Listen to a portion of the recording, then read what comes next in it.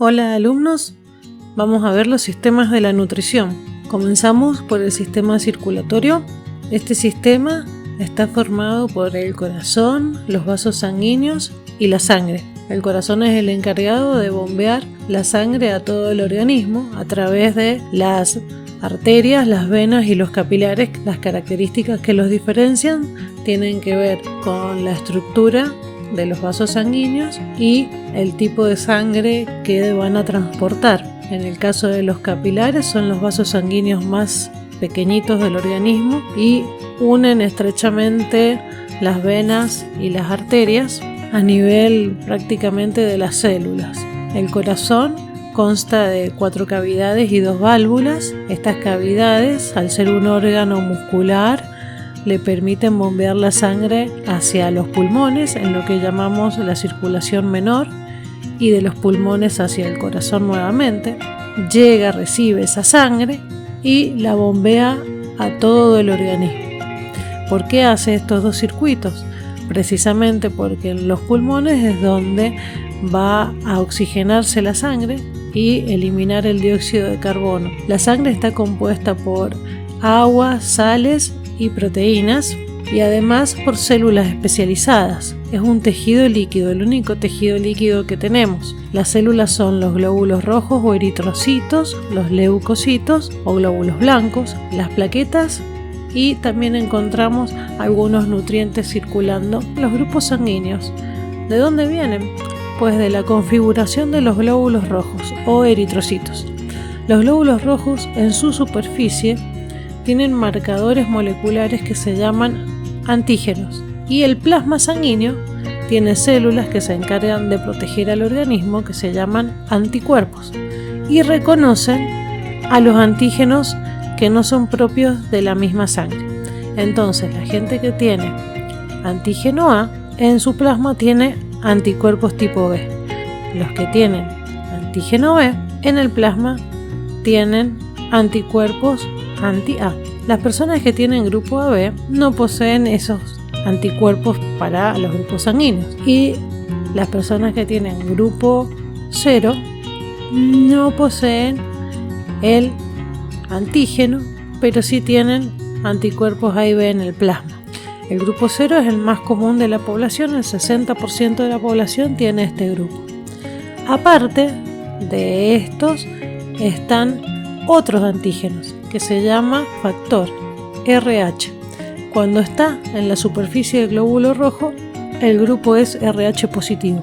Si no lo tiene, el grupo es RH negativo. Los grupos son importantes porque nos permiten conocer a quién podemos donar sangre y de quién podemos recibir. Acá tenemos una tablita que ustedes después pueden ver con detenimiento. Y es súper importante tomar conciencia porque la donación de sangre salva vidas. Ahora vemos generalidades del sistema respiratorio.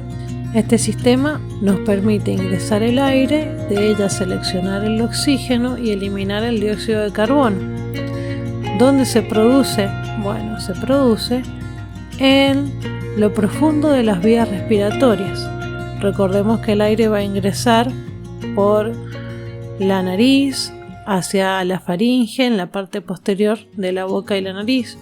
Luego va a descender, va a pasar hacia la laringe, de la laringe a la tráquea, y de la tráquea se va a dividir en 2 caminos que son los bronquios, uno hacia cada pulmón, y estos se ramifican como las ramas de un árbol y llegan hasta el final, que son los sacos alveolares, que acá están representados, que son pequeñas bolsitas donde, al estar rodeadas por un capilar sanguíneo, se produce el intercambio. Entra el gas oxígeno y sale el dióxido de carbono. Este intercambio se produce en el momento que respiramos. Cada vez que respiramos vamos a dejar que ingrese oxígeno y eliminar dióxido de carbono. Para poder respirar actúan principalmente el músculo diafragma y los músculos intercostales.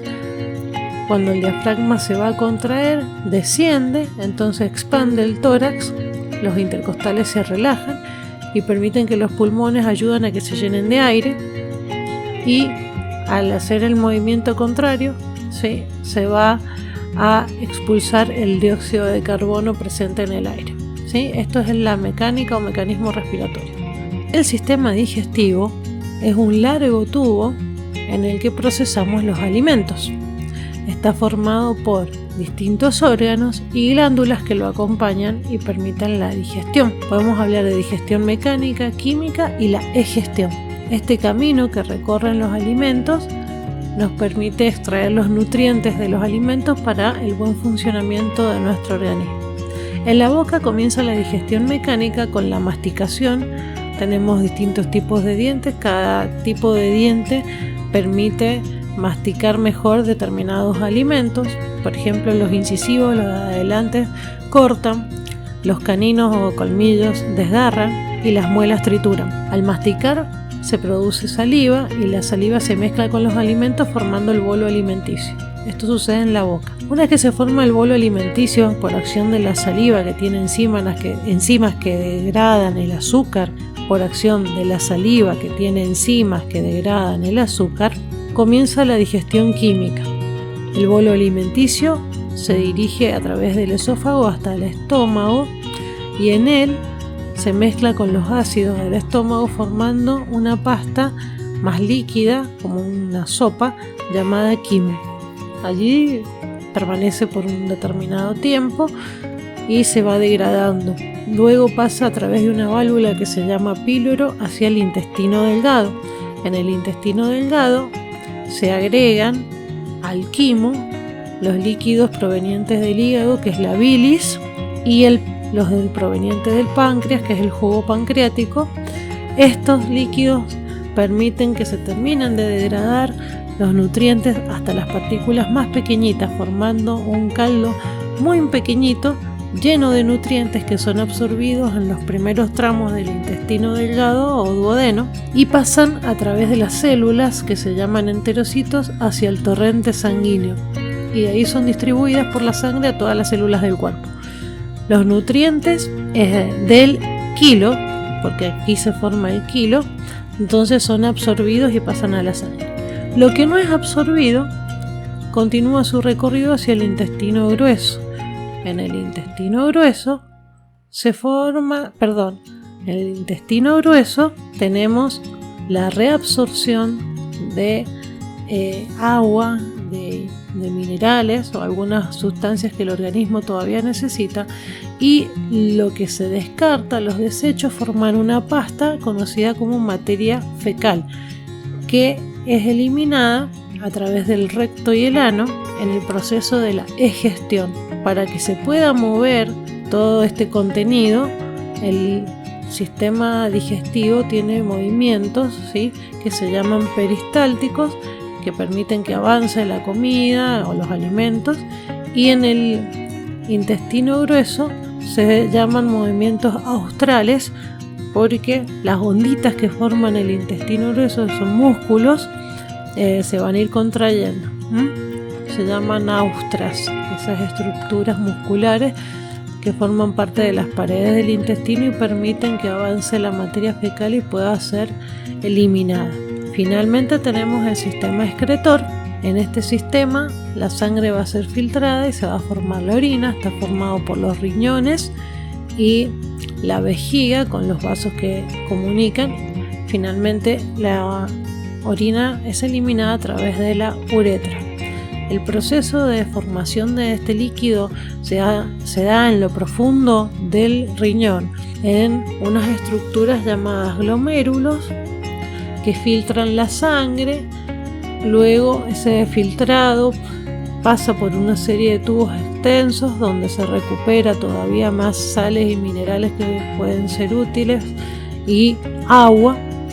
Y sí, finalmente se forman sustancias de desecho como la urea, que son expulsadas en el líquido que conocemos como orina. Después vamos a ver que figura el sistema linfático. El sistema linfático colabora con el proceso de la nutrición, ayudando a transportar lípidos y también en lo que es el mecanismo de regulación de los líquidos que están rodeando todas las células del líquido intersticial, ¿sí? colabora en esa regulación de líquidos al sistema circulatorio. Vamos a ver que hay diferencias entre el concepto de nutrición y alimentación. La nutrición es el proceso que hemos charlado de los 5 sistemas participando. La alimentación básicamente es la acción de comer, no importa si es nutritivo o no. La nutrición tiene que ver con esa obtención de los nutrientes, ¿sí? Vamos a ver que tenemos distintos tipos de nutrientes. Los nutrientes son los hidratos de carbono, las proteínas, los lípidos, las vitaminas, los minerales y el agua. Estos nutrientes se encuentran en los alimentos que consumimos y tengamos salud y equilibrio en el organismo, combinemos con una buena hidratación y deportes. La Organización Mundial para la Salud tiene una pirámide donde propone qué alimentos debemos ingerir en mayor y menor medida. En Argentina contamos con el óvalo nutricional y vamos a ver que este óvalo está formado por el agua como base de la nutrición y vamos a encontrar a los cereales, las legumbres y sus derivados en primer lugar, frutas y hortalizas, luego leche, yogures y quesos, carnes y huevos, aceites y grasas y por último dulces y azúcares. Esto va en un gradiente de mayor cantidad, menor cantidad de consumo diario, ¿sí? Lo ideal es que nos concentremos especialmente en las frutas y verduras y las legumbres como fuente de obtención de energía. Nunca olvidarnos de la actividad física. El sedentarismo es pésimo para la salud del organismo. Y acá, por ejemplo, hay una recomendación de cantidades diarias, pero es importante que sepan que para los niños y los adolescentes se recomiendan mínimo 5 porciones de frutas y verduras distribuidas a lo largo de las comidas del día. Pueden estar procesadas o no, pero la idea es esa. Y que disminuyamos el consumo de grasas saturadas y de azúcares. Bueno, con esto finalizamos, así que desde ya les doy muchas gracias por su atención.